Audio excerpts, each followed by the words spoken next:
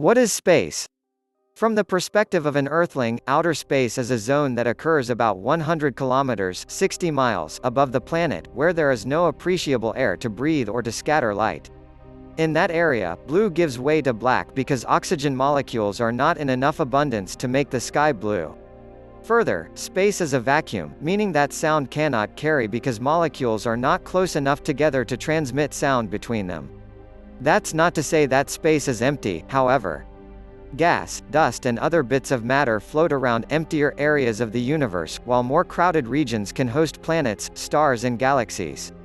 No one knows exactly how big space is.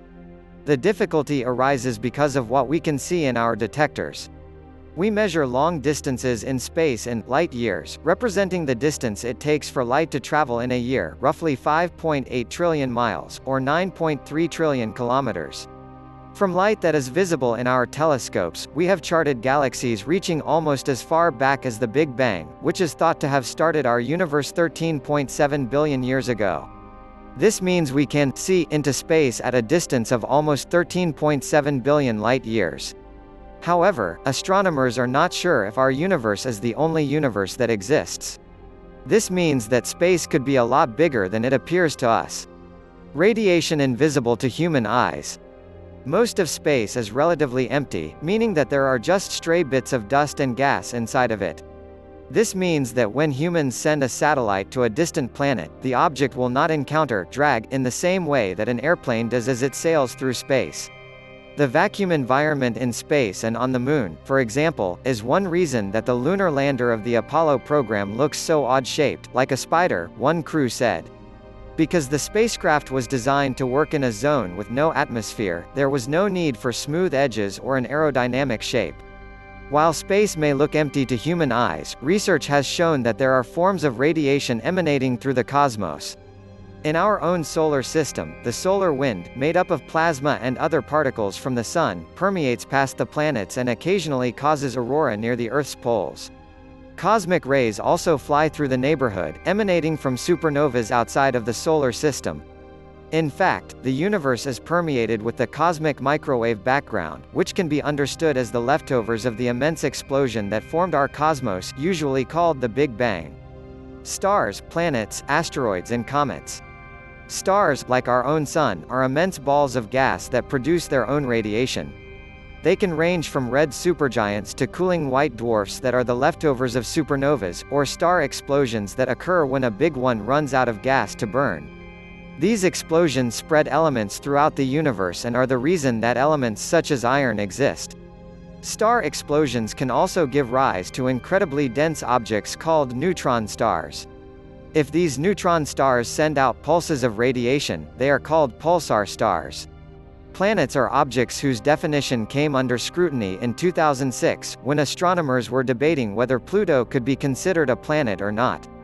At the time, the International Astronomical Union, the governing body on Earth for these decisions, ruled that a planet is a celestial body that orbits the Sun, is massive enough to have a nearly round shape, and has cleared its orbit of debris.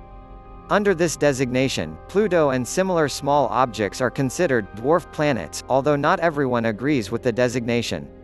After the New Horizons spacecraft flew by Pluto in 2015, principal investigator Alan Stern and others again opened up the debate, saying the diversity of terrain on Pluto makes it more like a planet. The definition of extrasolar planets, or planets outside the solar system, is still not firmed up by the IAU, but essentially astronomers understand it to mean objects that behave like planets in our neighborhood. The first such planet was found in 1992, in the constellation Pegasus, and since that time, thousands of alien planets have been confirmed, with many more suspected. In solar systems that have planets under formation, these objects are often called protoplanets because they aren't quite the maturity of those planets we have in our own solar system. Asteroids are rocks that are not quite big enough to be dwarf planets. We've even found asteroids with rings around them, such as 10,199 Charilko. Their small size often leads to the conclusion that they were remnants from when the solar system was formed. Most asteroids are concentrated in a belt between the planets Mars and Jupiter, but there are also many asteroids that follow behind or ahead of planets, or can even cross in a planet's path. NASA and several other entities have asteroid-searching programs in place to scan for potentially dangerous objects in the sky and monitor their orbits closely.